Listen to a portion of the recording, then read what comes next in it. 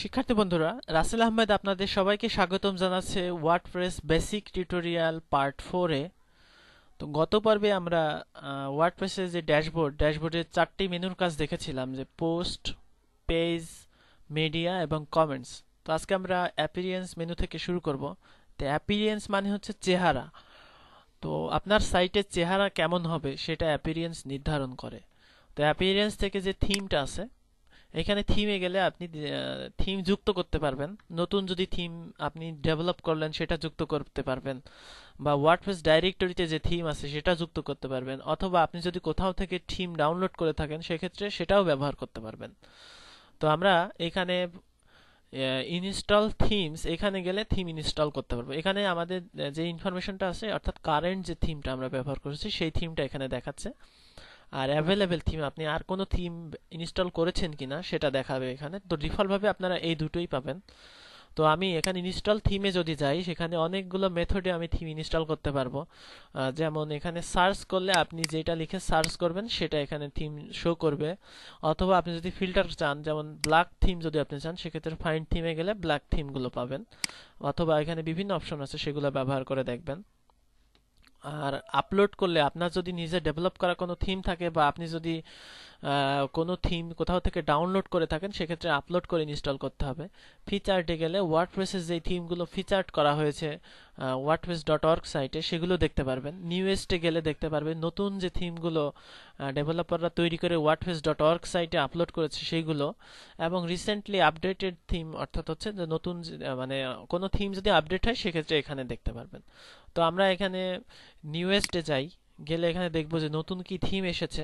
নিউজটে গেলে এখানে আপনি দেখতে পারবেন যে যেই থিমগুলো এখানে শো করছে সেগুলো আপনি এখানে ইনস্টল করতে পারবেন। তো এখান থেকে আমরা একটি থিম আজকে চুজ করে এখান থেকে আমরা যে কোনো একটি থিম আমাদের সাইটে ইনস্টল করব। তো এখানে খেয়াল করুন, অনেক থিম এখানে দেখা যাচ্ছে। এখান থেকে আমরা যে কোনো একটা থিম, এখানে দেখবেন যে অনেকগুলো থিমই আসছে। এখান থেকে আপনি আপনার পছন্দ মতো এখান থেকে, যেমন এখানে এই যে থিমটা আছে, সেই থিমটা আছে প্রপার্টি ম্যানেজমেন্টের জন্য। এখানে যে থিমটা আছে সেটা আছে বিজনেস থিম। এখানে যে থিমটা আছে সেটাও সেই ধরনের থিম। তো এইটা হচ্ছে ব্লগিং থিম, এটা হচ্ছে মিউজিক থিম। আপনি বিভিন্ন ধরনের থিম এখান থেকে পেতে পারেন। তো আমি এখান থেকে যে কোনো একটি থিম এটা ইনস্টল যদি করতে চাই, সেক্ষেত্রে ইনস্টল নাও এখানে ক্লিক করব। ইনস্টল নাও এ ক্লিক করলে আপনার এই থিমটি আপনার সার্ভারে ডাউনলোড হয়ে যাবে। ডাউনলোড হয়ে এটা অটো ইনস্টল হয়ে যাবে। তো ইনস্টল শেষে আপনি যদি চান যে আমার সাইটটা দেখতে কেমন হবে, সেক্ষেত্রে লাইভ প্রিভিউ যেতে পারেন। আর যদি চান যে এটা অ্যাক্টিভ করতে, অ্যাক্টিভে ক্লিক করবেন। তো অ্যাক্টিভে ক্লিক করার পরে আপনি আপনার সাইট যদি এখন রিফ্রেশ করেন, সেক্ষেত্রে আপনি এখন দেখতে পারবেন যে আপনার সাইটের কিন্তু চেহারাটা আপনার থিম যেটা ডাউনলোড করেছেন সেই রকম হয়ে যাবে। অর্থাৎ খেয়াল করুন, আমার এই যে সাইটের যে ডিজাইনটা কিন্তু টোটালি চেঞ্জ হয়ে গেছে। কিভাবে চেঞ্জ হলো এটা? এটা চেঞ্জ হলো, আমি যে থিমটা ডাউনলোড করেছি সেই থিমের মতো কিন্তু আমাদের সাইট হয়ে গেছে। অর্থাৎ ওয়ার্ডপ্রেসে কিন্তু খুব সহজেই আপনি এই যে ডিজাইনগুলো করতে পারবেন। এখানে খেয়াল করুন, আমি কিন্তু রেডিমেড একটা সাইট পেলাম, যেখানে আমরা কিন্তু কোনো কাজই করিনি, শুধুমাত্র সার্ভারে ইনস্টল করেছি। এখানে কিন্তু রেডিমেড আমাদের একটা সাইট হয়ে গেছে। তো এইভাবে ওয়ার্ডপ্রেস জনপ্রিয় এই কারণেই যে যে কেউ শুধুমাত্র সামান্য জ্ঞান দিয়ে একটা ওয়েবসাইট তৈরি করে ফেলছে। তো ওয়ার্ডপ্রেস এর কাজ করতে হলে অবশ্যই আপনাকে এইচটিএমএল এবং সিএসএস ভালোভাবে জানা থাকতে হবে, কারণ এগুলো চেঞ্জ করা হতে পারে, এখানে স্লাইডার বসানো লাগতে পারে। সেক্ষেত্রে আমাদের সেই নলেজগুলো এখানে কাজে লাগবে। তো তাহলে আমরা আমাদের সাইটটা চেঞ্জ করে ফেলেছি। তো এখান থেকে আপনি আপনি চাইলে যে এখন যদি চান যে অন্য থিম অ্যাক্টিভ করবেন, সেক্ষেত্রে অন্য থিমেও আপনি অ্যাক্টিভ করতে পারেন। তো এখানে খেয়াল করুন, এই যে জিনিসগুলো হচ্ছে এগুলো হচ্ছে উইজেট, উইজেট বলে। এইগুলো হচ্ছে আপনার এই যে এখানে যেগুলো দেখা যাচ্ছে এগুলো হচ্ছে উইজেট। আপনি চাইলে এগুলো চেঞ্জ করতে পারেন। তো কিভাবে চেঞ্জ করবেন? এখান থেকে উইজেটে যাবেন। ওয়ার্ডপ্রেসের মেইন যে সেকেন্ড পাওয়ার সেটা হচ্ছে উইজেট। আপনি যেখানে ইচ্ছা সেখানেই আপনি উইজেট নিতে পারবেন।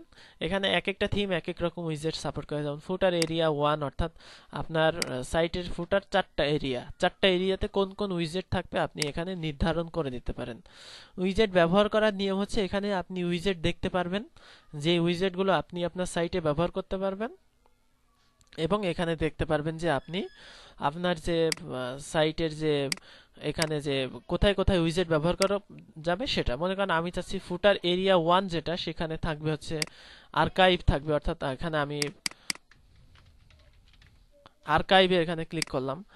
তো তারপরে এখন যদি আমাদের সাইট রিফ্রেশ করি, সেক্ষেত্রে দেখা যাবে যে আমাদের ফুটার যে 1 সেখানে কিন্তু আমাদের এখানে আর্কাইভ হয়ে গেছে। ঠিক আছে, তো এইভাবে আমরা কিন্তু সরি, আমরা ফুটার 2 তে দিয়েছি, তো আমাদের ফুটার 2 তে আর্কাইভ হয়ে গেছে। তো এইভাবে আপনি চাইলে আপনার থিমে বিভিন্ন জায়গায় বিভিন্ন রকম উইজেট ব্যবহার করতে পারেন।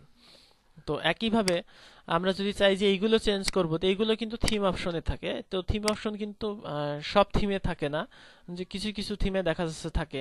থিম অপশন থেকে আপনি আপনার থিমের যে ডিজাইন, সেই ডিজাইনগুলো চেঞ্জ করতে পারেন। যেমন এখানে বলা আছে যে বটম কোটেশন, কোটেশন যদি আপনি যে এখানে এই কোটেশন চেঞ্জ করতে চান, সেক্ষেত্রে এখানে সেটা দিতে পারেন। তারপরে আপনি ইমেজগুলো এখানে চেঞ্জ করতে পারেন। রিড মোর লিঙ্ক, অর্থাৎ ফিচার লিঙ্ক কোনটা হবে সেটা দিতে পারেন এখান থেকে। এই থিম অপশন কিন্তু সব থিমে থাকে না, কিছু কিছু থিমে থাকে। তো আমাদের এখন শেখার বিষয় হচ্ছে মেনু তৈরি করা। যেমন এখানে যে মেনুটা আছে, আমরা যদি চাই এখানে একটা ড্রপ ডাউন মেনু হবে, তো থিমে যদি অপশন থাকে ড্রপ ডাউন মেনুর, সেক্ষেত্রে আমরা খুব সহজেই কিন্তু করতে পারি। কিভাবে করব? এখানে যে ওয়ার্ডপ্রেসের যে মেনু একটা আছে, ও অ্যাপিয়ারেন্স থেকে মেনুতে যাবেন। যাওয়ার পরে আপনি এখানে দেখতে পারবেন যে আপনার থিম মেনু সাপোর্ট করে কিনা। তো দেখতে হলে আপনাকে অবশ্যই একটা মেনু তৈরি করতে হবে। মনে করেন আমি যদি চাই যে হোম মেনু, এখানে এরপরে ক্রিয়েট মেনু, এখানে ক্লিক করলাম। ক্রিয়েট মেনুতে ক্লিক করার পরে এখান থেকে আমি এবার মেনু আইটেম যুক্ত করব। এখান থেকে অ্যাবাউট আস, স্যাম্পল পেজ, ক্যাটাগরিগুলো যুক্ত করব। তো এই জন্য অ্যাড টু মেনু, তারপরে এখানে এসে অ্যাড টু মেনু করলে এই মেনুতে যুক্ত হয়ে যাবে। তো আমি মনে করেন এখানে একটা মেনু চাচ্ছি যে ইম্পর্টেন্ট সাইট, এটারই কোনো ইউআরএল থাকবে না, তাই আমি হ্যাশ দিয়েছি। তো আমি চাচ্ছি যে এখানে প্রথমে থাকবে হচ্ছে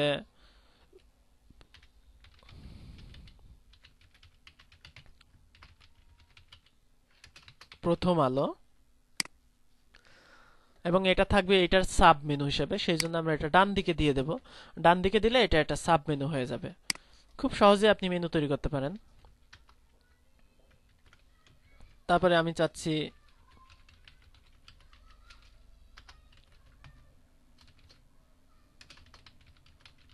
আর ফাউন্ডেশন, বা এভাবে আপনি বিভিন্ন সাইটে অ্যাড করতে পারেন। এবং এটা একটু ডান দিকে রাখতে হবে যদি আপনি সাব মেনু চান। এবং মেইন মেনু হিসেবে আমরা হোমকে সিলেক্ট করলাম। ডিফল্ট ভাবে এখানে পেজ হিসেবে আসে, তো আমরা চাচ্ছি এখন আমাদের মতো মেনু দিতে। সেক্ষেত্রে এখানে সেভ মেনু করব।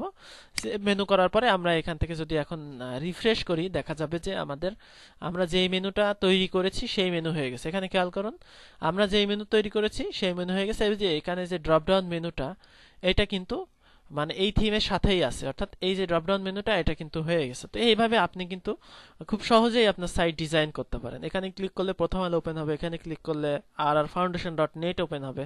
এবং কিন্তু এখানে ক্লিক করলে কিছু হবে না, কারণ এই মেনুটা আমরা ডেট রেখেছি হ্যাশ দিয়ে। তো এইভাবে আপনারা ওয়ার্ডপ্রেস মেনু ব্যবহার করতে পারেন। এখান থেকে মেনুতে আপনারা বিভিন্ন আইটেম যুক্ত করতে পারেন। এখানে কোনো আইটেম যদি না থাকে, স্ক্রিন অপশনে এখানে আছে, স্ক্রিন অপশনে গিয়ে আপনি এখানে ট্যাগও নিতে পারেন মেনুতে। আর এখানে যে অ্যাডভান্স অপশনগুলো আছে, লিঙ্ক টার্গেট, অর্থাৎ লিঙ্ক টার্গেট যদি নেন, সেক্ষেত্রে এই যে মেনুতে এই লিঙ্কটা নতুন ট্যাবে ওপেন হবে কিনা সেটা দেখানোর জন্য লিঙ্ক টার্গেট। আপনি যদি লিঙ্কের আলাদা ক্লাস দিতে চান, সেক্ষেত্রে সিএসএস ক্লাসেস ক্লিক করলে এখানে আরেকটা যুক্ত হবে। এখানে লিঙ্ক রিলেশনশিপ দিলে আরেকটা যুক্ত হবে। এখানে ডিসক্রিপশন দিলে লিঙ্কের ডিসক্রিপশন দিতে পারেন। তো এগুলো লাগে না, এখানে লাগার মতে শুধুমাত্র সিএসএস এর কাজ করব যখন এটা লাগে এবং এটা লাগে। তো এইভাবে আমরা মেনু যুক্ত করতে পারি ওয়ার্ডপ্রেস সাইটে। আর এটা তো থিম অপশন। আর হেডার অর্থ হচ্ছে আপনার সাইটে যদি এই যে ইমেজটা চেঞ্জ করতে চান, যদি আপনার ইমেজ দিতে চান, সেক্ষেত্রে এই যে হেডারে যাবেন। যাওয়ার পরে আপনি চাইলে আপনার ইমেজ এখানে দিতে পারবেন। এখানে বলা আছে যে ইমেজ যদি 300 থেকে 300 পিক্সেল 70 পিক্সেল হয়, সেই সাইজের ইমেজ এখানে ভালো হবে। তো আপনি চাইলে এখান থেকে হেডার ইমেজ রিমুভ করতে চান, বা আপনি এখান থেকে হেডার ইমেজ আপলোড করতে পারবেন। এটা সব থিমে থাকে না। তারপরে এখানে আছে ব্যাকগ্রাউন্ড। আপনি যদি আপনার সাইটের ব্যাকগ্রাউন্ডটাও চেঞ্জ করতে চান, সেক্ষেত্রে এখান থেকে আপনি আপনার ব্যাকগ্রাউন্ড চেঞ্জ করতে পারবেন। তারপরে এখানে যেটা আছে এডিটর, এডিটর অর্থ হচ্ছে থিমগুলো এডিট করার জন্য। এখানে থিম এডিটর ব্যবহার হয়, যে আপনি সিএসএস ফাইল চাইলে এডিট করতে পারেন। এখানে যে থিমের ফাইলগুলো আছে, তো এইগুলা যখন আমরা অ্যাডভান্স ওয়ার্ডপ্রেস শিখবো তখন এইগুলো এডিট করার চেষ্টা করব। তো তার আগে আপনারা ওয়ার্ডপ্রেসের যে থিমগুলো আছে সেই থিমগুলো এখানে প্র্যাকটিস করবেন। তো আমি এখন দেখাবো যে কিভাবে ডাউনলোড করা থিম ইনস্টল করতে হয়। তো ডাউনলোড করতে হলে আমরা wordpress.org এই ঠিকানাতে যাব। যাওয়ার পরে এখান থেকে থিমে যাব। যার পরে এখান থেকে দেখবো যে কোন থিমটা আমাদের মানে ভালো লাগে, যে আমরা নিউয়েস্ট থিম বা পপুলার থিম, এখানে যেখানেই যে থিমই নিতে চাই সেই থিমটা আমাদের ডাউনলোড করতে হবে। যেমন আমরা যদি এই থিমটা নিতে চাই, সেই ক্ষেত্রে এখান থেকে খেয়াল করবেন যে থিমটার মানে স্টার আছে, 5 স্টার আছে, সেই সব থিমই ব্যবহার করলে ভালো হবে। যেমন দ্য নাইট ওয়াচ, এই থিমটা রেটিংটা ভালো। তো আমরা কি করবো, এখান থেকে ক্লিক করে এই থিমটা ডাউনলোড করে নেব। ডাউনলোড করে নেওয়ার পরে আমরা এটাকে ইনস্টল করার জন্য এখন আমরা থিমে যাব। যাওয়ার পরে এখানে ইনস্টল থিমে যাব। এরপরে আমরা আপলোডে যাব। তারপরে ব্রাউজ করে আমরা আমাদের যে ডাউনলোডস কম্প্রেসডে গিয়ে আমাদের থিমটা চিনিয়ে দিয়ে ইনস্টল নাও এখানে ক্লিক করলে আপনার থিমটা এখানে আপলোড হবে। আপলোড শেষে আপনাকে এখানে দেখাবে, তারপরে আপনাকে এখানে অ্যাক্টিভ করতে হবে। তো একইভাবে আপনি এখান থেকে থিম সার্চ করতে পারেন, যে কোনো জায়গা থেকে ডাউনলোড করতে পারেন, ডাউনলোড করে এখান থেকে ইনস্টল করতে পারেন। তো আমাদের থিমটা আপলোড হয়ে গেছে, ইনস্টল হচ্ছে।